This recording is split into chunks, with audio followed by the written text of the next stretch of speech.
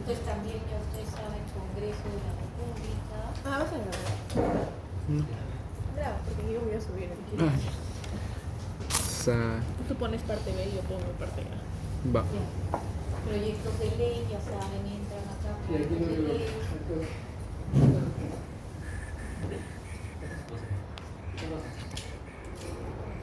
Y en búsqueda avanzada le pone filtro avanzado, ya.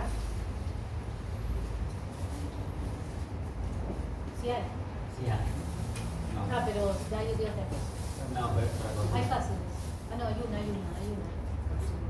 Mira, bueno, hay una que dice ley que autoriza la aprobación de una escala remunerativa. Ustedes saben que acá en el Perú la entidad, bueno, no sé si sepan, la entidad pública que ve todo el tema, pero de investigación nuclear más para usos agrícolas, se llama IPEN, que es el Instituto Peruano de Energía Nuclear.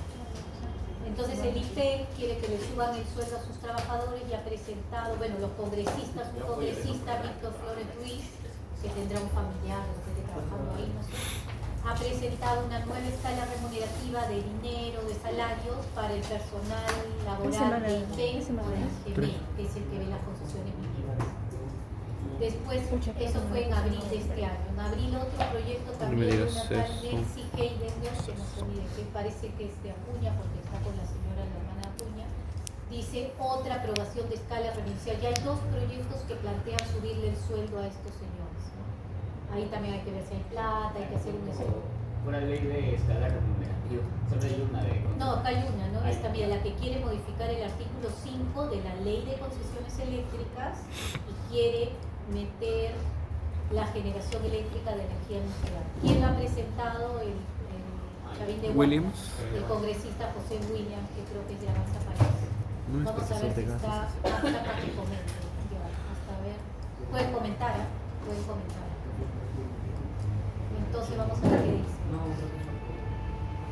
¿Qué ha puesto el congresista Williams? Ha puesto, modifíquese el artículo 5 de la Ley de Concesiones Eléctricas diciendo la generación eléctrica de origen nuclear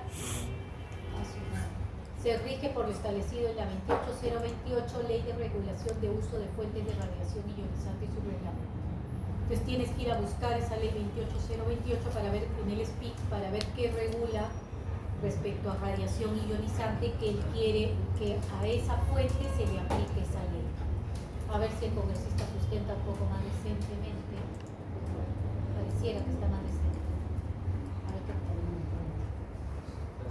Dice, la política energética tiene como objetivo contar con una matriz diversificada, y eso lo vamos a ver. En el año 92 aprobó la Ley de Concesiones Eléctricas, la cual actualmente se encuentra vigente. Desde el año 92 se dispuso que la citada ley, las actividades de generación, transmisión y distribución pueden ser desarrolladas por personas naturales o jurídicas. En el año 92 se liberalizó la actividad eléctrica. En el 2003 se promulgó la 28028, que es la Ley de Regulación de Uso de Fuentes Renovables, donde se establece una prohibición para realizar actividades que involucren radiación sin contar con autorización. O sea, está prohibido realizar actividades de radiación sin tener un permiso previo, que es una autorización. La generación de origen nuclear involucra actividades donde hay exposición, obviamente, a fuentes de radiación. Por esta razón, la generación eléctrica nuclear requiere autorización según lo establecido en el reglamento de esa ley de ionizantes.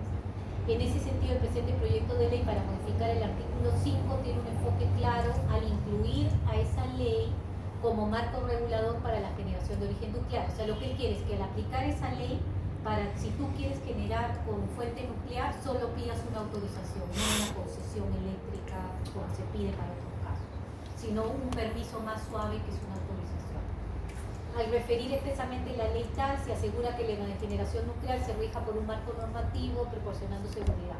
Esto coadyuvará a que proyectos como los reactores módulos pequeños, reactores modulares pequeños y microreactores, que son opciones para diversificar la matriz, según estarían pensando por los diquitos, puedan instalarse, ¿no? Respecto a la regulación de generación de origen nuclear, bla, bla, bla, cabe señalar que el IPEN es encargada de tal, el IPEN se creó tal, nada más. Acá, otro punto de interés es el análisis de los Smart Modular Reactors, reactores nucleares avanzados hasta 300 megas, que ofrecen ventaja menor, quiere meter una tecnología, que son esos Smart Modular. a su labor que de acuerdo a la normativa sobre particular los reactores modulares pequeños por sus siglas tal forman parte de la nueva generación de reactores nucleares. ¿Habrá algún fabricante atrás? ¿Quién le ha metido que quiere meter estos reactores? Están desarrollando en varios países. ¿Qué? Están desarrollando en varios países. Ah, ya, por eso. ¿Pero por qué? ¿Por qué? O sea, él debería aterrizar, ¿no? Para Iquitos, para que acá Pero está. ellos los comercializan. Y acá está. Son En el modulares. mismo en los departamentos, acá está. 12 de los 24 departamentos del país tienen 50% de viviendas con acceso deficiente a la energía eléctrica, Madre de Dios, Amazonas, Puno. Esto conlleva que Perú presenta mejor, sustenta mejor, pero claro, faltan citas, para mi gusto fuentes, citas. Esto conlleva que el Perú presente una pobreza energética aproximada de 22% según un indicador de pobreza multidimensional. Pero no aterriza más, ¿no? Que la presente iniciativa, como es una autorización y roga gastos, costo-beneficio, cabe resaltar que el principal beneficiario son los habitantes de la Amazonía, entre el lugar 700.000, Bueno, está mejor sustentada, pero ya es para eso, para la Amazonía. Ahora, el tema es que, claro, requiere una autorización, pero ahora ve que tú vas a sacar una autorización ambiental para meter un reactor en la selva, te levantan en peso. Te van a pedir mil cosas para meter un reactor en la selva. Un reactor en la Te llega a selva. pasar algo y ya te cubrimos. Y ahora sí se ve. Ya. Entonces ahora ya, tienen que estar bien concentrados, o sea, porque si no van a entender esto. Ya, entonces, hemos visto ya las normas que emite el Congreso, ¿no? Leyes, resoluciones legislativas. Quiero ver acá si hay alguna definición de resolución legislativa, tengo que entrar a la... Creo que está en la ley de... Creo que está en el reglamento del Congreso, para leer de bien lo que ponen ellos como definición de resolución. Reglamento de para que puedan entender también. O sea, yo he debido entrar por el speak, pero como ya todo tiempo ya no hay definición de resoluciones. Estatuto, arresto, habilidad, no creo que está en la ley.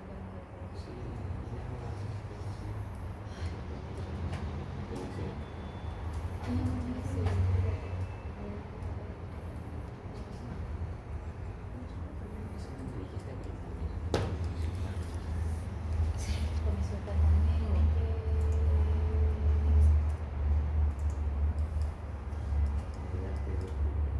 junta de portavoces.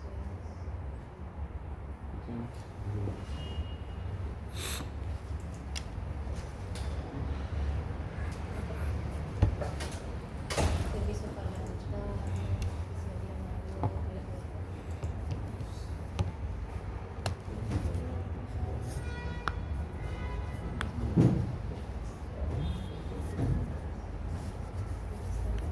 hasta leyes ya. O sea, según el reglamento del Congreso, como decíamos, el Congreso aprueba leyes y resoluciones legislativas. Hay toda una serie de leyes que ya no les voy a entrar a enseñar porque son bastantes, pero ya más o menos las hemos visto, es las leyes ordinarias, las leyes de reforma de la Constitución, las leyes orgánicas, las leyes presupuestales y financieras, como la ley de presupuesto que hemos visto ayer, las leyes autoritativas de legislación delegada, que ahorita la vamos, más tarde, en la próxima clase la vamos a ver cuando veamos los decretos legislativos, leyes de amnistía, leyes demarcatorias y resoluciones legislativas. Quiero ver si hay alguna definición que hable de resolución legislativa o me tengo que ir a la ley orgánica del Congreso.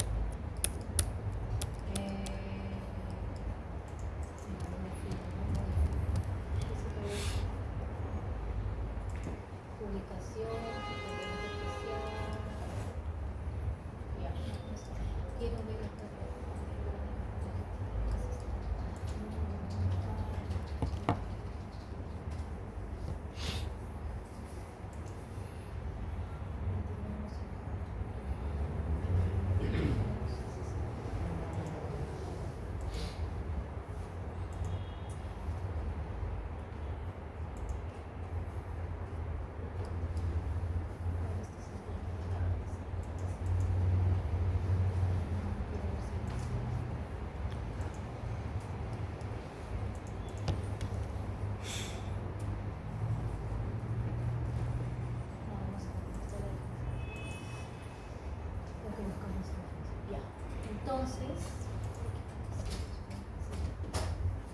Entonces, otras normas jurídicas, pero que puede dictar el Poder Ejecutivo, ya no el Legislativo, sino ahora ya estamos en el Ejecutivo, salimos un ratito del Legislativo, vamos a entrar ya todo el bloque constitucional, todo el bloque de normativa que puede dictar el Poder Ejecutivo. El Poder Ejecutivo puede dictar tratados, que ahorita vamos a ver cuáles son, algunos ejemplos. Puede dictar decretos leyes, que vimos que son esos de gobierno de facto, o sea, gobierno de Fujimori y gobierno militar. Puede dictar decretos legislativos, que ahorita vamos a ver cada uno su definición, que son materia de previa ley autoritativa del Congreso. O sea, previa autorización del Congreso, el Poder Ejecutivo puede legislar. Puede dictar decretos de urgencia, cuando son de materia económica y financiera, que vamos a entrar a ver. Puede dictar decretos supremos, que son esos que tienen las siglas, donde ustedes van viendo. Si dice M, es Energía. Si dice PR, produce. Si dice RE, es Relaciones Exteriores. Vamos a ver cada sigla. Y otras normas de menor jerarquía. Aparte, los gobiernos regionales y locales, en el marco de la descentralización, también hoy día emiten normas. Emiten lo que se llama normativa regional y normativa municipal, que vamos a ver qué tipo de normativa hay, para que ustedes sepan. Ya, entonces vamos a empezar por los tratados. ¿Qué son los tratados? Regulados en la Constitución, por ejemplo, le digo de la Constitución. ¿Qué son los tratados? Son acuerdos que el Perú celebra con otros estados, con otros países, y el Vaticano, ¿no? Es un país especial, con organismos internacionales, con distintos organismos internacionales como puede ser, no sé, la Organización Atómica Mundial, la Organización Internacional del Trabajo, organismos multilaterales, también puede celebrar convenios de cooperación con el Fondo Monetario Internacional, con el Banco Mundial, con el BID, ahorita vamos a ver. Y estos acuerdos que celebra el Estado peruano se consideran parte del derecho nacional peruano. Por eso que, por ejemplo, ahorita vamos a ver el tema de la consulta previa. Cuando no había ley de consulta previa y el Perú era signatario del convenio a favor de la protección de comunidades nativas e indígenas en el marco de la OIT, que es la Organización Internacional del Trabajo, y lo primero que se te viene a la mente es que tiene que ver el trabajo con las comunidades nativas, es que esa organización internacional se llama del trabajo, pero adentro tiene grupos de trabajo de temas de comunidades nativas, porque se pensaba que las comunidades nativas eran como que estaban sometidas a trabajos forzados, a trabajos que no tienen respeto a sus costumbres. Entonces todo el tema, aparte que hay declaraciones a otro nivel de comunidades nativas, pero la OIT es la que hoy día regula todo el tema de las comunidades, y ahorita vamos a ver. También hay convenciones multilaterales que puede celebrar con otros organismos multilaterales de préstamo, etc. Hay acuerdos o pactos que tienen una formalidad especial y también se pueden celebrar protocolos, ¿no? Los acuerdos o pactos son los convenios, los tratados en sí, y alguna cosa aclaratoria que yo quiera hacer del tratado se firman lo que se denominan protocolos. Ahorita vamos a ver, los tratados tienen su propia regulación que está establecida en la Constitución y a nivel internacional hay una que se llama Convención de Viena, que regula el régimen internacional de los tratados que celebran los países. Entonces, la Constitución peruana regula en los artículos 55, 56 y 57 el régimen de tratados. ¿Sí? Profesora, ahí está lo de la Corte Interamericana. Ahí está lo de la Corte Interamericana. Entonces, no es que yo me pueda ir mañana de la Corte Interamericana. Tengo que ir a ver que regula su propio tratado. Pero de esto se puede salir. Se puede salir, pero tiene una formalidad para salirse que tienes que ir a leer qué cosa dice el tratado. Algunos tratados, por ejemplo, dicen, tú lo puedes denunciar. Cuando tú te quieres salir, se usa la palabra denunciar el tratado. Así como decíamos derogar, pero se usa denunciar. Entonces tú tienes que, por ejemplo, mandar una carta a la Corte Interamericana y decir, yo me quiero salir. Pero a veces se hace efecto 5 años después. Entonces tienes que seguir bajo la competencia.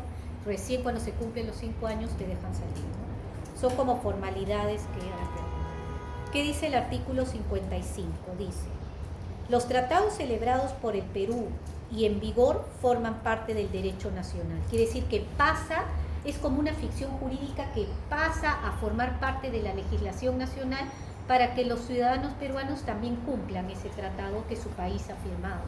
Por eso que Tú no vas a agarrar y vas a matar, o sea, vas a hacer una justicia paralela, por ejemplo, y vas a instituir la pena de muerte.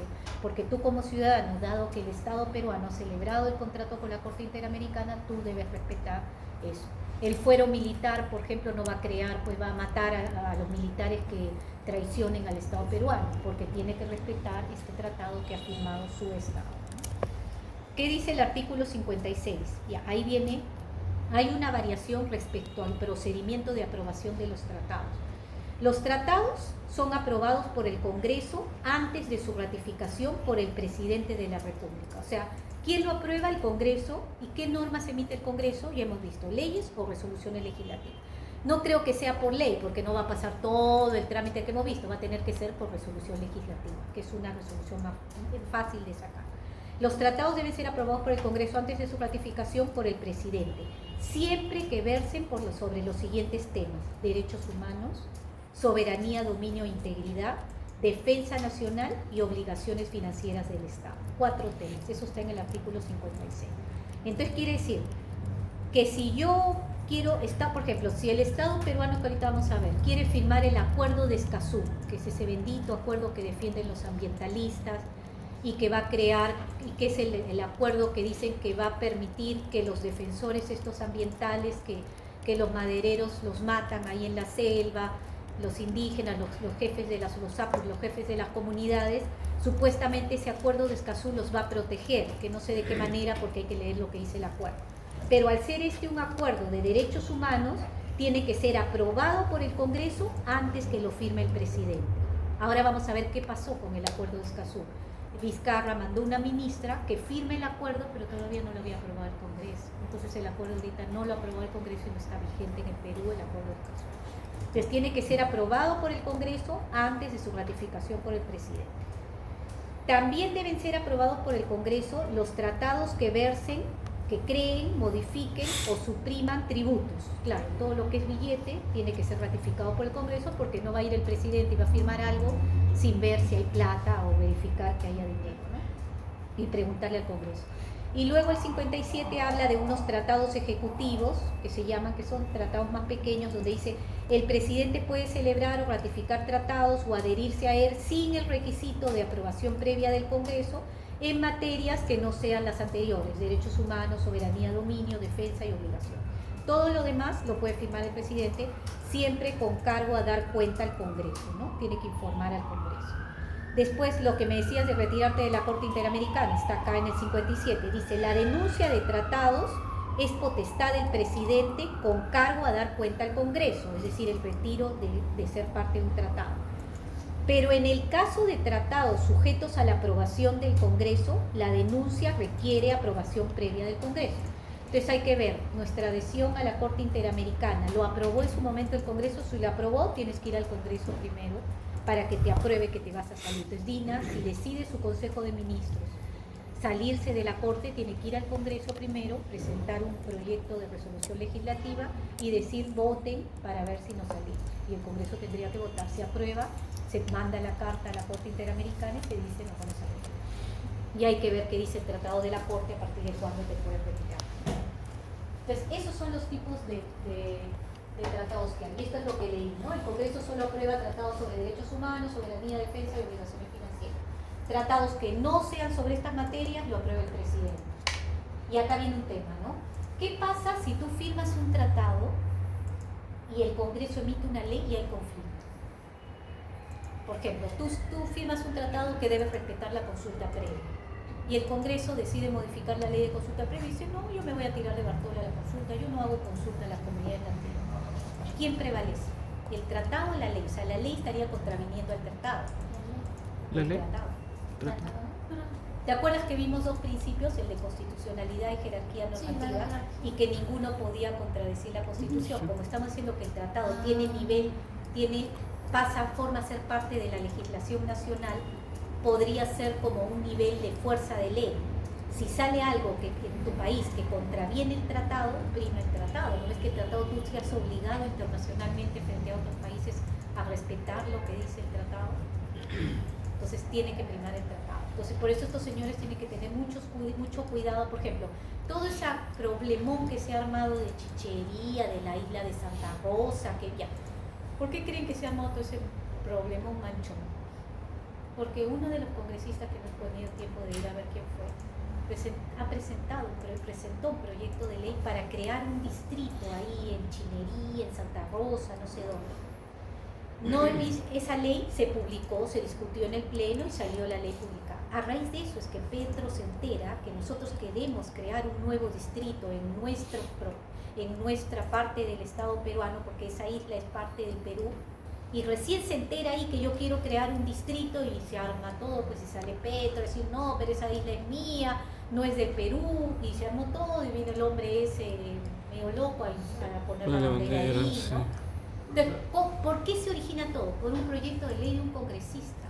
¿Qué le costaba al congresista ir a coordinar con Cancillería y decirle, oye, voy a sacar un proyecto de ley para declarar un distrito o para crear un distrito dentro de nuestro territorio? Entonces ahí de repente Cancillería le decía, oye, hay que tener cuidado porque Colombia siempre está queriendo más territorio. O vamos a ver que el cauce del río ya cambió y esa isla se pasó un costadito, pero está dentro del territorio peruano. No, se mandaron, la ley salió y se armó todo el problema. ¿Tú tenías una pregunta, creo? No. Sí, ese tratado fue del año 40.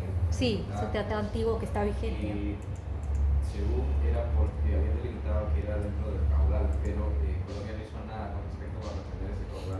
Claro. O sea, el caudal de Amazonas siempre es cambiante. Claro. Por eso es que no se puede hacer línea de transmisión ni nada de eso. Por eso no se puede. Pero dice que tiene luz, ¿ah? Porque yo llamé al toque cuando salió el tema, yo dije, ahora lo van a agarrar al ministerio por no poner luz. Sí, Los llamé y me dijo, doctor, hemos puesto luz, hay luz.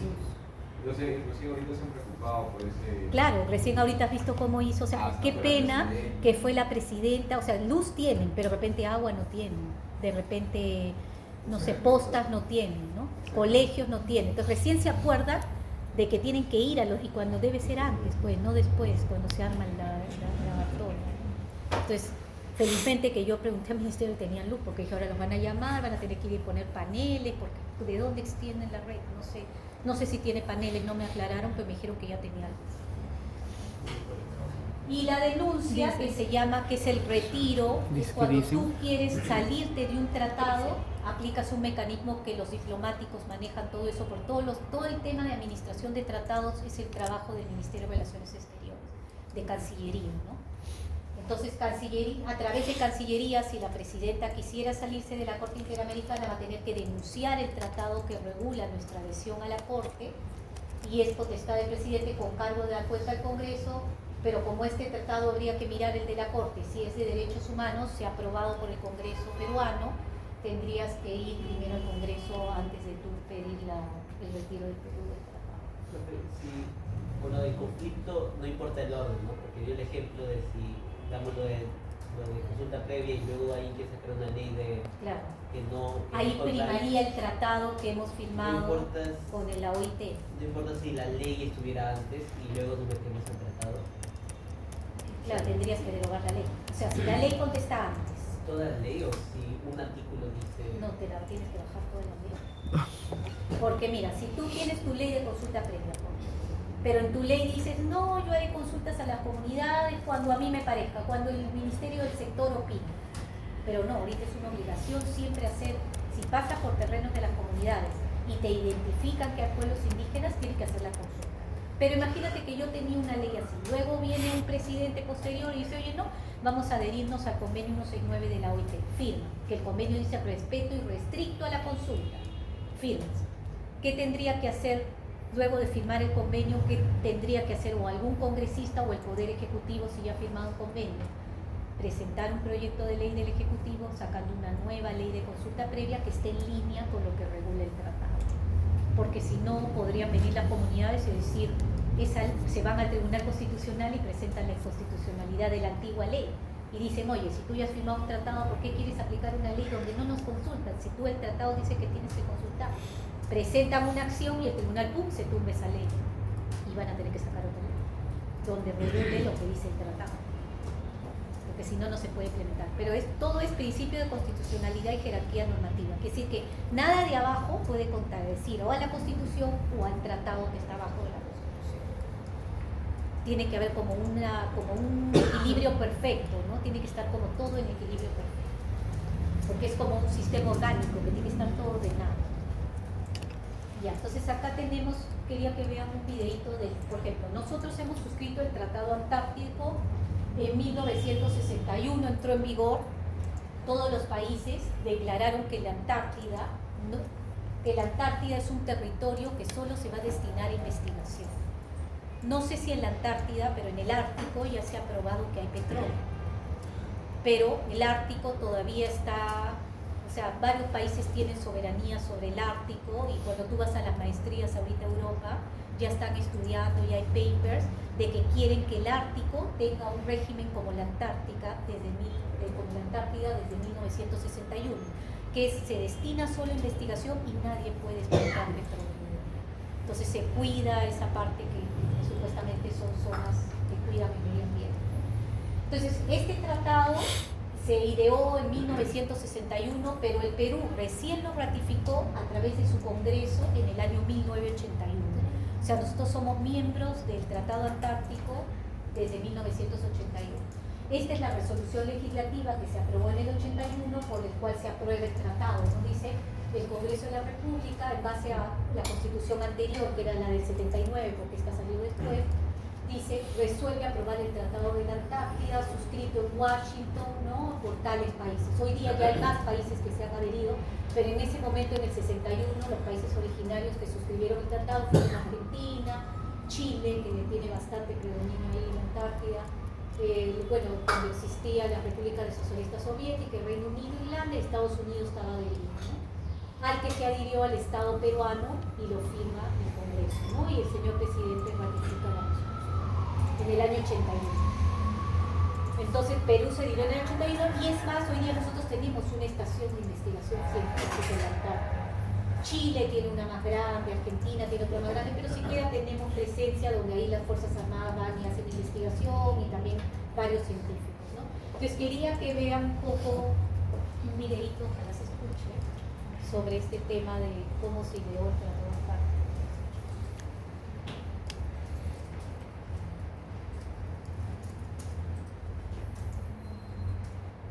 On Earth quite like Antarctica. There's no place on Earth quite like Para que Antarctica. platiquen sus vidas. Its landscape alone sets it apart, a vast white wilderness that can provide a haven for solitude. But Antarctica's uniqueness isn't just in its scenery. Politically, it's also an anomaly. There are no permanent inhabitants, no government, and to date, no nation has successfully claimed this territory as its own. Nadie tiene But with su- many nations eyeing its resources, the question is, how long can Antarctica remain ungoverned? The people living here seem to be at peace with themselves. My name is Natasha Pisarenko. I'm a professional photographer working for the Associated Press. The photos were taken in South Shetland Islands and in the western Antarctic Peninsula. Natasha came to Antarctica to document scientists who hailed from different fields in different countries around the world. And despite their varied backgrounds, during her time on the icy continent, what Natasha observed was peaceful cooperation among the researchers. These relationships were established and codified back in 1959, during the height of the Cold War. Antarctica is protected by a treaty as a scientist hub to investigate global warming and other important issues. What she's referring to is the Antarctic Treaty. 12 countries, including the US and Soviet Union, signed the agreement, which states, scientific observations and results from Antarctica shall be exchanged and made freely available. Overall, its goal is to foster international relations and cooperative scientific research. The treaty also means that no one owns Antarctica. And sure, some countries have tried to lay claim to land here, but these claims have never been universally recognized. Today, there are about 75 research stations here, maintained by various governments. And all of the countries represented still maintain that idea of cooperation that was stated in the treaty 57 years ago. But international harmony isn't the only draw. Antarctica's pollution-free air allows for air quality monitoring with a reliable baseline. Dark winters attract astronomers, and ice core samples can be analyzed to provide a climatic record for the planet that dates back hundreds of thousands of years. However, as Natasha realized during her time with the scientists, all of this collaboration can be fragile. Many fear that countries will rush to explore its mineral sources and oil. For now, countries are banned from drilling or having military bases, but several nations keep research stations as a way to claim territory. We're talking about as many as 200 billion barrels of oil, which is perhaps enough to at least ask the question, could oil break the peace here? We might not know the answer until the treaty's review in 2048. Until then, Antarctica might remain the closest thing we have to the utopia. There's never been any wars, nuclear testing, or any form of military activity, despite all the different countries working here. We can't say nearly as much for anywhere else in the world. I really hope it remains untouched. It's a key place for all of us and where we keep coming back to ask ourselves, where did we come from? Are we alone in the universe? What's the fate of our warming planet? El gran problema es que este tratado se va a revisar en el 2048. Entonces hay que ver, los países van a estar todos de acuerdo nuevamente en mantener la Antártida libre de explotación de recursos, o ya Rusia ya no es parte de la Unión Soviética, de repente Rusia va a tener otra posición, Estados Unidos otra, entonces ojalá todos se vuelvan a poner de acuerdo para seguir manteniendo la Antártida libre de ensayos nucleares y de explotación petrolera, y solo con fines de investigación. Pero ahí ese es el desafío que ahora tienen pues, los ambientalistas hacia el 2048, tienen que ver cómo van a hacer una estrategia para seguir protegiendo a la Antártida. Y se abre la otra discusión del Ártico. El Ártico también varios países están queriendo explotar petróleo, pues saben que abajo hay un montón. Entonces ahí van a poder establecer un tratado sobre el Ártico que sea tipo la Antártida, o todos se van a empezar a pelear contra todos.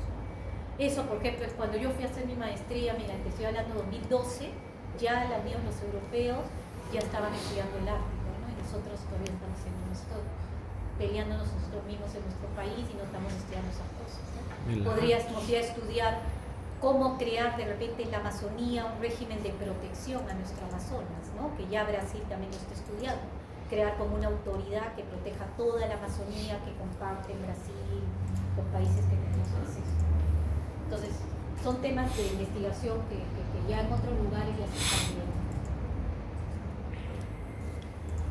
El otro tratado importante que también, entre varios tratados, yo les he traído acá dos ejemplos, ¿no? Uno que involucra el tema petrolero y el otro es el tema de las comunidades nativas, ¿no?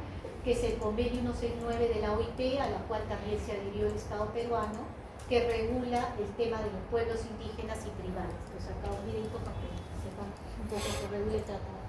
Sin perjuicio que se los voy a colgar ahí en el cama para que lo puedan ver, ¿no? Sobre pueblos indígenas y tribales de la OIT y la consulta. Algunas preguntas frecuentes. ¿Qué es el Convenio 169 de OIT?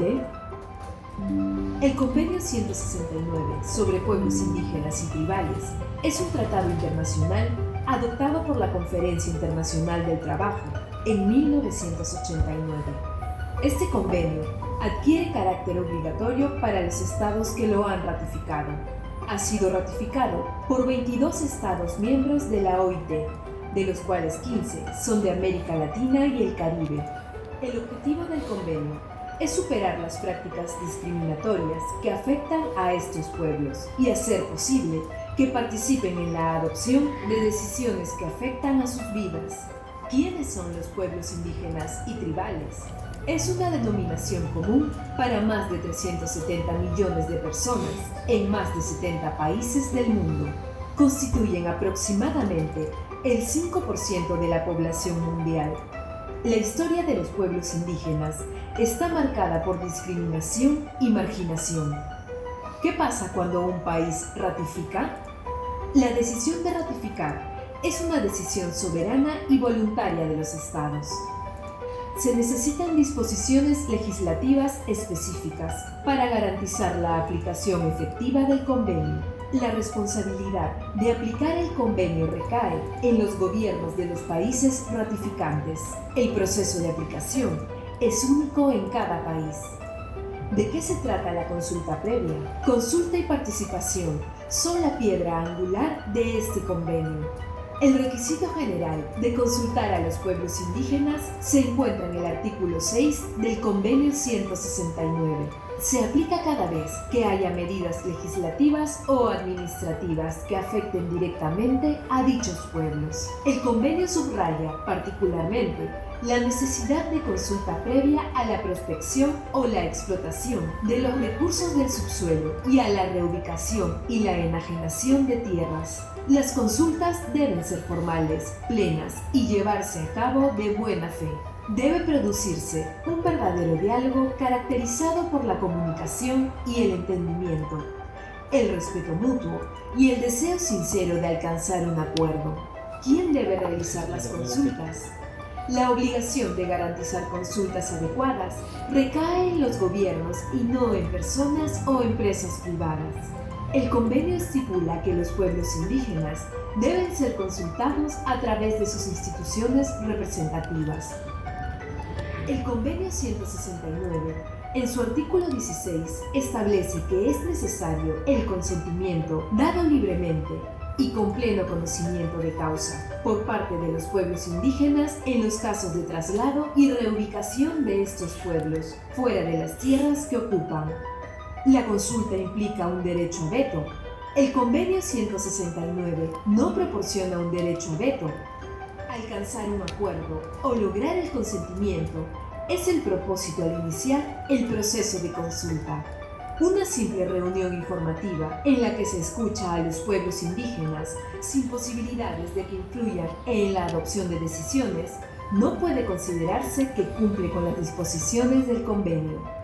Si el proceso de consulta fue concluido sin acuerdo o consentimiento, la decisión adoptada por el Estado debe respetar los derechos sustantivos reconocidos en el convenio. Los derechos de los pueblos indígenas a los recursos naturales en sus tierras deben protegerse especialmente, dice el convenio en el artículo 15. Deberán participar siempre que sea posible en los beneficios que reporten las actividades y percibir una indemnización equitativa por cualquier daño que puedan sufrir. ¿Y qué es participación? El convenio reconoce que los pueblos indígenas se encuentran a menudo en una posición de desventaja, lo que impide su participación equitativa. Se trata de establecer los medios a través de los cuales los pueblos interesados puedan participar libremente, por lo menos en la misma medida que otros sectores de la población. La participación significa asimismo más que una mera consulta. Los pueblos indígenas deben participar activamente y proponer medidas, programas y actividades que construyan su desarrollo. ¿Por qué se habla tanto del Convenio 169? La aplicación inadecuada de las disposiciones sobre la consulta, la participación y los estudios de evaluación de impacto en el contexto de la prospección y exploración de los recursos naturales son bastante comunes. Son el tema más frecuente de las quejas presentadas ante los órganos de control de la OIT. Aunque la responsabilidad de la aplicación del convenio número 169 recae en el Estado, el convenio tiene un claro impacto jurídico para los actores del sector privado. La falta de consulta efectiva puede llevar a una continua exclusión y, en los peores casos, a conflictos y confrontaciones. En muchos países existen aún desafíos considerables en lo que se refiere a la aplicación del convenio en la legislación y en la práctica, particularmente en relación con el derecho a la consulta. ¿Quieres saber más? Visita la página del convenio en internet.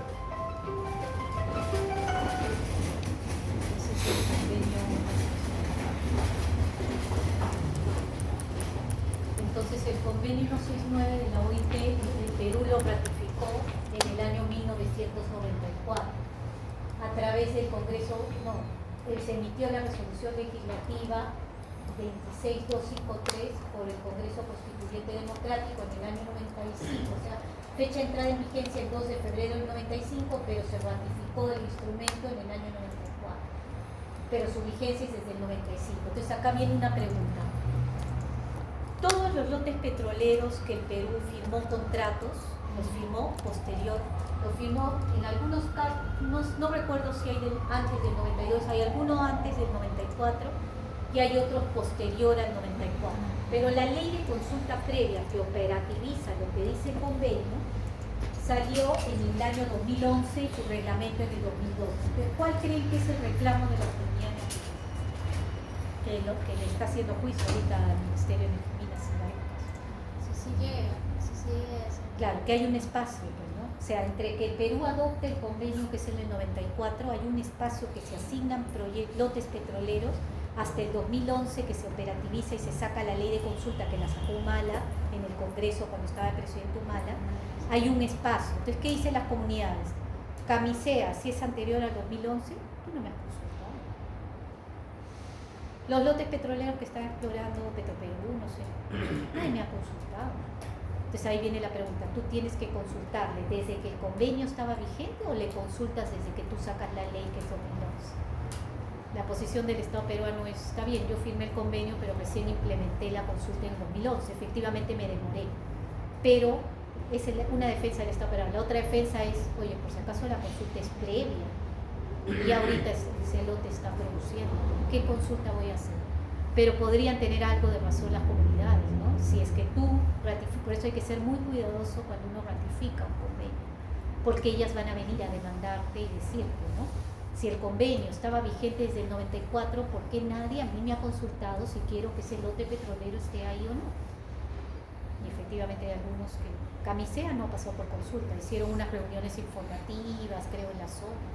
Podría venir alguien y consultar y reclamar eso. Profesora, usted mencionó que un tratado convenio, bueno, ¿tratado de convenio es lo mismo? En algunos, depende, convenio internacional puede ser, algunos les llaman tratado, como el Antártico, otros convenio, ¿no? No sé. Usted dijo que, bueno, el tratado era como un derecho peruano, digamos. O sea, pasa a la legislación nacional. Claro, entonces, bajo esa perspectiva, si tú lo ratificas en el 94, claro, sería parte de tu derecho, pero claro, la pregunta era, ¿cómo lo implemento si yo no tenía ley de consulta? ¿Cómo lo implementaba? O sea, a pesar de tener el tratado, no se sabía qué ministerio lo hace, claro, cómo lo hago, qué plazo hay, cuáles son las 7 etapas. Yo todo eso lo he regulado y claro, hubo una demora, como entre comillas, a propósito del Estado, porque se dieron cuenta que habíamos adjudicado un montón de 15 años. Claro, de 15 años que no habíamos consultado a la comunidad. Y además las comunidades estaban todas desorganizadas, ahora ya tienen algunas sus Orpio, ¿no? Tienen sus organizaciones ya más armadas. La idea es ganártelas para de la mano trabajar en adelante, pero si te peleas con ellas te pueden venir a sacar todo esto. Entonces nosotros como ciudadanos tenemos, bueno, el derecho de reclamar que se cumplan esos tratados, sí, o sea, claro, como país. Si eres comunidad, con mayor razón, si claro, te identificas como comunidad. Y, o sea, siempre, a pesar de tener el tratado, necesito una ley. Generalmente para implementar el tratado, salvo que sea un tratado súper autoaplicativo y que él mismo tenga una forma. Claro, pero generalmente necesitas instituciones. ¿Para el Tratado del Antártico se tiene una ley? Claro, no, porque es más declarativo, porque es internacional, es todos cuidemos la Antártica, ¿no? Todos irán a investigar y tú solo vas, instalas tu base ahí, la base peruana, claro, creo que es el Humboldt. Tenemos una base del Humboldt ahí, instalas tu base, y va la fuerza, sale el barco y lleva a los marinos a estudiar, ¿no? Pero no hay nada que cooperativizar, ¿no? Como en el caso del OIT. ¿Sí? Y en la ley de consulta previa, normalmente las leyes tienen sus disposiciones, o sea, además de cuándo entra en vigencia, ¿cuáles de estas afectan? O sea, si afectan a los contratos después de la ley. Ya, claro, no la han regulado. O sea, lo que ¿se acuerdan que yo les decía, cuándo tiene vigencia una ley? Al día siguiente de su publicación en el diario oficial. Quiere decir que su vigencia es hacia adelante. O sea, desde publicada hacia adelante. Nunca una ley es hacia atrás, que los abogados la llamamos retroactiva, salvo cuando es en materia penal de mayor beneficio al reo, por ejemplo, ¿no? O en materia laboral. Entonces, si sale una ley que establece, por ejemplo, que yo tengo un código penal que dice que el delito de estafa te sanciona con 10 años, y luego sale otra ley que sacan los congresistas que diga que el delito de estafa se sanciona con 5 años, la ley va a aplicar solo retroactivamente si beneficia al reo. O sea, si hay un señor que está en la cárcel esperando sus 10 años, puede invocar esa ley nueva que le ha reducido la pena a 5 años y de repente si él ya cumplió con 5 años sale libre. O sea, siempre y cuando se trate de materia penal, nada más. pero todas las leyes van hacia adelante, o sea, viven a partir de que nacen, no pueden ir hacia atrás. Entonces yo no podría sacar la ley de consulta en el 2011 y decir, mediante esa ley voy a hacer consulta a Camisea. No, pero Camisea fue antes, los permisos se dieron antes. Yo entré a la zona de Camisea antes, creo que en el 98, no recuerdo. Entonces no puedo esa ley que de 2011 aplicarla hacia atrás, va hacia los nuevos proyectos. Los nuevos proyectos que salgan se hará consulta, ¿no? Entonces eso hay que explicarle a las comunidades, decirle, oye, tu ley salió en el 2, que es lo que se explica en el juicio, pero igual ellas han hecho juicio algunas. Felizmente los jueces aplicando la ley le han dado la razón al Estado, pero podría haber ahí algún margen de que algún juez pueda decir, oye, pero el convenio era autoaplicativo, tú podías aplicarlo automáticamente. Sí, pero yo no sabía ni qué entidad del Estado tenía que hacer, no sabía cuáles eran las medidas legislativas a consultar, ¿no? Entonces, eso ya es los abogados. Claro, o sea, imagino que el inconveniente con esos tratados es que es en su mayoría declarativos, son en su mayoría, claro, ¿no? O sea, respetes el medio ambiente. Y aparte como full gestión interna. Claro, Entonces, se delega a cada estado que haga su gestión claro, no interna. pueden intervenir los demás países porque tú tienes que crear tu ley para en tu base país a tus condiciones. Y en base a tus condiciones. Claro, por ejemplo en Perú, que hay más comunidades, ¿no? O sea, ponte, mi implementación de la consulta en Perú va a ser distinta a Chile, pues en Chile hay creo los araucanos, hay un pueblo y yo tengo un montón de pueblos. O sea, por eso ahí no te dice inclusive en el video, el modo de implementación de la consulta corresponde a cada estado verá, resguardando lo que dice el convenio, si pone 7 etapas o pone, nosotros tenemos 7 etapas, pero de repente Brasil, como tiene un montón de comunidades nativas, le pone más etapas, ¿no? De repente le pone, oye, yo tengo que ir pueblo a informar un proyecto, pero en vez de tomarme 30 días, me va a tomar 100 días porque quiere informar a todos los grupos nativos que hay en esa región o estado brasileño, por ejemplo. Yo no, lo que sí no he visto hasta ahorita es, eso podría ser otro tema de tesis, una comparación en cómo implementa la consulta Perú, por ejemplo, con Bolivia, o Perú con Colombia, o Perú con Ecuador. No he visto ningún trabajo que me haga para ver si todos están igualitos en la ley o cada uno le ha metido algo adicional. Sí, porque Brasil... Claro, no vas a comparar el monstruo de Brasil con todos los pueblos, y además esos pueblos están recontra organizados, ¿no? Has visto, inclusive Brasil ahorita tiene un problema, que fui a un evento que era de películas de comunidades nativas que están haciendo cine indígena en la Biblioteca Nacional, una semana de todo cine indígena. Y enfocaron un documental de que Brasil pues quiere, como ellos tienen el bioetanol, creo, van a las zonas y empiezan meten machete, o sea, empiezan a, ¿cómo se llama eso? ¿Qué es ¿Deforestar? No, pero tiene otro nombre cuando limpias para poner tu central, o sea, no sé cómo se llama. Y entonces eran zonas de las comunidades, salieron los señores con su flecha y se arma una pelea entre los que van con el permiso y la flecha. Acá nosotros hemos tenido solo uno, el Baguazo, que hubo un problema ahí, ¿no? De mala información, pero no tenemos tantos escenarios donde cuando quieren ir a desarrollar sus actividades económicas salen las comunidades con su flecha y se arma ahí y mueren comuneros. Y después los llevan al convenio 169 de la OIT con quejas y lo han multado a Brasil, lo deben querer multar, debe tener un montón de quejas abiertas porque se bajaban a un montón de comuneros nativos. Entonces ellos hicieron, en un documental que vi, hicieron como la lucha de lo que implica que la gente se está metiendo a sus terrenos indígenas, ¿no? Y se quejaban de Brasil, sobre todo en el gobierno de Bolsonaro, creo que hubo bastante, o sea, se empezaron a chocar. Ya Lula como que se cuida un poco, ¿no? Entonces, no hay manera como que, por ejemplo, si se cometió un error con una ley que obviamente no beneficia a estos pueblos indígenas, no hay una manera de arreglarla. O sea, si sale la ley y el pueblo indígena, por ejemplo, ahora hay otro tema, ¿no? Ustedes van a ver que todos los ministerios ya implementaron la consulta, o sea, el Poder Ejecutivo ya la implementó, el Congreso no ha implementado hasta ahorita la consulta. Entonces, todo ese íter que les he mostrado del trámite de un proyecto de ley, si el Congreso porque el que tiene que implementar la consulta es el país, como el Perú, y el Perú ya sacó su ley de consulta previa. Pero hay otras leyes que los congresistas siguen presentando los proyectos de ley, que pueden haber leyes que como que afecten los derechos de las comunidades. Esa ley, antes de seguir por el trámite que entra a comisión, que llaman a las entidades para que opinan y que vaya al pleno, ahí debería haber consulta previa. Pues. Entonces ahorita nos podría llevar, no nos han llevado todavía las comunidades, pero ahorita las comunidades deberían haber interpuesto. Si yo fuera asesor legal de una comunidad nativa, le diría, oye, ándate a la OIT y preséntale una queja al Estado peruano, porque su Congreso sigue sacando leyes y no te consulta. Te está pasando por encima. Entonces, ese, por ejemplo, sería una queja. Ahora, tu pregunta es, si sale una ley que... ¿Cómo era? Si sale una ley... ¿Qué desbeneficia? Por ejemplo, lo que es, no sé, permite algo empresas en la selva. y no le... Ya. Entonces, ¿no hay manera de pararlas luego de que salga la ley? Luego que sale la ley, la única manera es que te vayas al Tribunal Constitucional y la declare inconstitucional. Entonces tendrías que alegar que esa ley contraviene la ley de consulta previa y contraviene el convenio de la OIT, y el tribunal tiene que dejarla sin Pero no se efecto. puede hacer eso porque la ley de consulta previa salió después. Claro, siempre y cuando, o sea, yo te estoy hablando si es una ley ahorita, claro. pero si fuera una ley anterior que contravendría la ley de consulta, estaría derogada, nadie la debería aplicar esa ley. Tácitamente estaría sin efecto, ¿no? Por esa palabrita, ahorita voy a ver la ley de consulta, a ver si dice, pero no creo que diga deróguense otras normas, porque leyes de consulta no existían antes de que se emita la ley de consulta. Fue la primera ley que reguló lo que establecía el convenio 169. Entonces esto es lo del convenio 169, acá, ¿no? En el año recién 2011, Humala, con el Congreso que tenía de mayoría, porque Humala sí tenía mayoría en el Congreso, emite la ley 29785, que es la ley del derecho a la consulta, reconocido en el convenio 169 de la OIT. La llamó así, imagínense, ¿eh? Ley del derecho a la consulta, reconocido en el convenio 169 de la OIT. Entonces también la ley, como tenemos, tiene su objeto, ¿no? La ley desarrolla el contenido, principios y el procedimiento del derecho a la consulta, o sea, te implementa el procedimiento en tu propio país.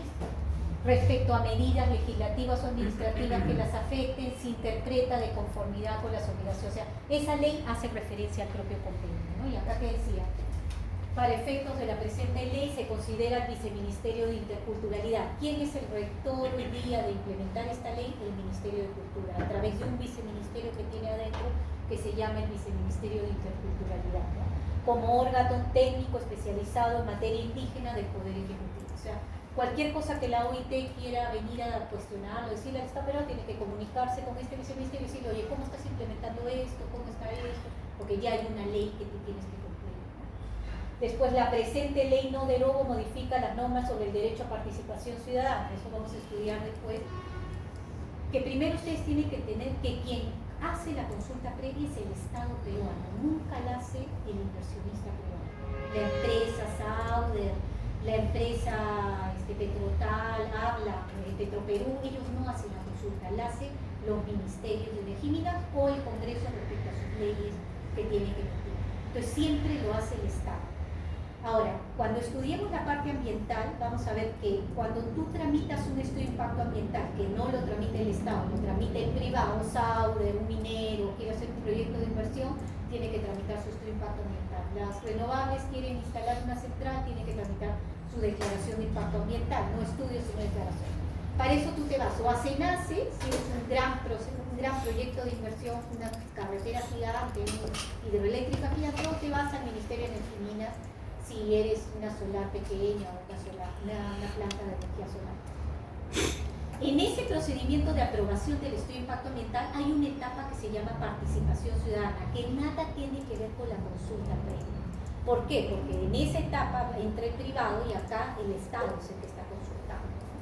Entonces, por eso que la ley te dice, la presente ley no deroga o modifica las normas sobre participación ciudadana y tampoco modifica o deroga las medidas legislativas ni no sé qué, dejan sin efecto las medidas dictadas con anterioridad a esta vigencia. Ya, esto es por si anteriormente había alguna entidad que había dicho yo voy a consultar algo y no había ley de consulta, se cuida la ley un poco de no tocar esas cosas, pero la idea es que a partir de esta ley cada ministerio tenía que sacar una resolución ministerial, y bueno, lo vamos a ver cuando veamos consulta previa. El Ministerio de Energía y Minas sacó qué cosas son las que van a consultar. Por ejemplo, la firma de un contrato petrolero, antes de firmar un contrato petrolero tienes que hacer consulta. Antes de otorgar una concesión eléctrica rural, tienes que hacer consulta. Antes de otorgar una concesión de distribución, transmisión, generación, tienes que haber ido a consulta. Siempre y cuando tu concesión pase por zona de la comunidad. Si lo instalas acá en Ica, no hay comunidad sin consulta, no vas a hacer consulta. Luego, bueno, deroga, había un reglamento del 2011 que aprueba un reglamento de procedimiento para la aplicación de derecho de consulta. Parece un decreto supremo que emitió el Ministerio de Energía y Minas sin haber habido ley que regulaba como un procedimiento. no sé, no creo que sea el de Camisea tampoco, porque Camisea fue todavía antes de lo que hicimos. Este era un reglamento que había sacado el ministerio, no sé, al amparo del tema. Y la presente ley entraba en vigencia a los 90 días de su publicación en el Diario Oficial del Peruano, a efecto de que las entidades públicas responsables de llevar a cabo de la consulta cuenten con presupuesto y organización. Cuenten con presupuesto y organización para ello, porque había que crear pues un área específica que lleve a cabo la consulta. En el Ministerio de Energía y Minas hoy lo hace la Oficina General de Gestión Social, la consulta previa, ¿no? En Energía y Minas, en otro ministerio. Entonces termino con esto, creo que acá no vamos a quedar 10 minutos más, pero lo que les dije, la consulta la hace el Estado. En el caso nuestro de proyectos energéticos hay que tener en cuenta que todo proyecto de inversión en tema energético que pase por zona al menos de selva, de cajón, consulta previa, ¿no? Hubo un problema grande con una línea de transmisión, que es la línea de transmisión, creo que es Moyobamba-Iquitos, la línea de transmisión Moyobamba-Iquitos. Proinversión, el Ministerio de Energía y Minas dijo: yo voy a hacer una línea de transmisión Moyobamba-Iquitos, y ahí se origina todo el problema en Iquitos, del estado calamitoso que está el sistema aislado de Iquitos, se origina acá. Se dijo que se iba a crear la línea de transmisión para interconectar Iquitos, la línea de transmisión Moyobamba-Iquitos, ¿no? Moyobamba-Iquitos. Entonces el Ministerio agarró y dijo: oye, yo tengo una idea, quiero hacer una línea de transmisión. Le voy a encargar a Proinversión a que él licite y entre un privado y haga la línea. Se licitó, no se dieron cuenta que esa línea pasaba por un montón de sitios donde hay comunidades. A nadie se le ocurrió que había que hacer la consulta antes. No sé qué año fue, pero no recuerdo el año, pero no recuerdo el año. 2011 dice. Ah, ya, 2011, ¿no? Claro, 2011, pero es la RN, no cubra como el desarrollo estudiante, la resolución ministerial, ¿cuál era esa RN? Creo que esa RN era ese es el hueco que había entre que la ley de consulta salió en el 2011 y el reglamento salió en el 2012. Entonces igual no aplicaban la consulta porque decían: falta la operatividad que va a estar también en el reglamento, ley y reglamento. Entonces el ministerio tenía una RM, ¿no? Entonces no hicieron la consulta, ganó un inversionista que no me acuerdo, creo que eran los chinos, quisieron ir a construir, los comuneros salieron y dijeron: no, acá no me has hecho consulta. Tuvo que devolver la línea al estado peruano. Entonces, ¿qué hicieron los comuneros? Primero, que no lo dejaron entrar. Segundo, se fueron a un juez de Iquitos, creo, y el juez sacó una sentencia diciendo: declara fundada en parte la demanda interpuesta por la organización regional, por Orpio, ¿no? Que es el que agrupa varias comunidades, contra Proinversión y el ministerio en un proceso de acción de amparo por haber violado el derecho a la consulta que tenía la comunidad. Y le dijo: claro, el ministerio había sacado según un RM que decía que esa norma no se iba a aplicar. Parece que el ministerio sacó una resolución diciendo que no se iba a aplicar el convenio de la 169 de la UP, ¿no? Y suspende la ejecución del proyecto hasta que se realice y se culmine la consulta previa. Y deja sin efecto un acuerdo de preinversión y el contrato que se había firmado con el privado para construir la línea de transmisión en 220 Moyobamba-Iquitos. Entonces ese es el origen de todo el problema de Iquitos, porque nunca se hizo salir. ¿Por qué? Porque no tuvieron, porque pues se desesperaron, como ya se venía el problema de Iquitos, se desesperaron, licita la aventaron, pero se olvidaron que esa línea pues tenía un tremendo problema social, porque tenías que, ¿qué hubiera sido si se organizaban bonito y de repente hacían la consulta, de repente en 5 meses la sacaban y ya no hubiera pasado nunca el problema de Iquitos? Ese fue todo el error que hoy día estamos padeciendo, que no saben qué hacer. Profesora, una pregunta rápida. O sea, si en este caso, al no realizar la consulta previa, se cancela el proyecto de la licitación con los chicos, nosotros como Estado peruano no le tenemos que dar como una compensación sí, a la no empresa. sé qué pactaron con los chinos, felizmente que los chinos no se fueron al CIAL, porque el chino ha podido irse en el marco de claro, las inversiones que tenemos, han podido, claro, lo que pasa es que el chino o el inversionista, lo que él ha debido hacer es, apenas ganó el proceso, sus abogados han debido revisar la legislación peruana, y un abogado debería haber dicho: oye, te han aventado un proyecto y no ha pasado por consulta. ¿Qué debió hacer el chino? Voltear, ir al Ministerio de Energía y Minas y decirle: oye, te ayudo a hacerla, claro, el privado no puede intervenir en la consulta, pero decirle, oye, te pongo camionetas, si tú estás pobre y no tienes presupuesto, vamos, llevo a tu gente a hacer la cosa, lograr que el Estado tuviera la consulta para que él pudiera entrar. No, él entró campante y los otros salieron con sus flechas. O sea, la gente se azota. Dijo, a mí nadie me ha preguntado, no, que esta línea va a ser para Iquitos, para darte luz, a mí qué me importa, no me tienes que preguntar, ellos tienen ese tema que quieren que les pregunten, por más que tú le digas, oye, de acá a 5 años no vas a tener luz, te vas a fregar, y él dice, no, yo quiero que me pregunten, yo quiero que me pregunten, es un tema que ellos quieren que me pregunten, y tienen sustento para pedir eso, porque si tú dijeras, es caprichoso, pero tiene un sustento, ¿no? Y ya Orpio se había organizado y había planteado una acción de amparo. Entonces creo que pactaron ahí, pero Inversión pactó, como el chino no había todavía invertido nada, como que tú más te vas al CIADI cuando inviertes y quieres que el Estado te devuelva y te dé una compensación por el daño. Creo que el chino se cuidó y no invirtió mucho y creo que pactaron de mutuo acuerdo resolver el contrato y ese contrato que está ahí, que es el de la línea de transmisión, se resolvió. Es el de la línea de transmisión Boyobamba-Iquitos y su estación asociada, que es el sistema garantizado. ¿Alguna otra pregunta? Que si se hubiera hecho esa línea, hoy día no tendríamos ese problema, porque Iquitos estaría interconectado. No se hizo portadas, ahí está, pues está corriendo. Si eso pasa cuando corren, no hacen las cosas. No, va a pasar algo, tíralo, Proinversión, lo aventaron. Proinversión también avanzó, porque como Proinversión es el encargado de ver todo el tema de promoción de grandes proyectos, avanzó, le ha podido también Proinversión. Yo hubiera sido Proinversión, le clavo un informe al ministerio y le digo, ya tú me lo estás tirando, oye, conste que no has hecho consulta, yo lo saco a licitación, pasa algo, mañana es tu responsabilidad. No, hasta lo metieron al juicio Proinversión, porque tampoco la vio, todos no la vieron, el ministerio y Proinversión. Y de suerte que no se fueron a la OIT, porque si hubieran ido a la OIT y nos clavaban una multa al Estado peruano por querer sacar un proyecto sin haber hecho consulta. De suerte que Orpio no se le mosqueó y solo se fue al Poder Judicial de Iquitos en primera instancia y ya no tuvo que seguir porque ya el Ministerio de Inversión dejó sin efecto el contrato. Pero si Orpio se iba a la parte de plantearnos una queja ante la instancia de la OIT, no se hacían purecos, teníamos que indemnizar a Orpio. ¿Cuánta plata iba a pedir? ¿10 millones? ¿5 millones? Pobres. Entonces hay que estar, a veces hay, y el privado, o sea, hay 3 personas que tuvieron la culpa, pero Inversión, el Ministerio y el propio privado. Pero el chino, porque de repente si hubiera venido, bueno, el gringo no sé, pero de repente si hubiera venido, no sé, Brasil, bueno, no, alguien más como los ingleses de repente, ¿no? O un canadiense, que ellos ya tienen comunidades miles ahí en Canadá y han logrado coordinar con las comunidades, hubiera venido y dicho, oye, pero no te presentes a la licitación, este proyecto no tiene consulta.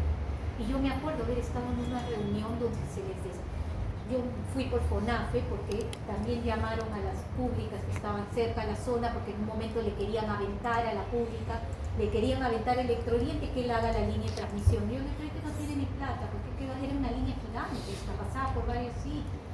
Entonces yo me acuerdo que en un momento alguien habló y dijo, ¿y cómo van a hacer con la comunidad?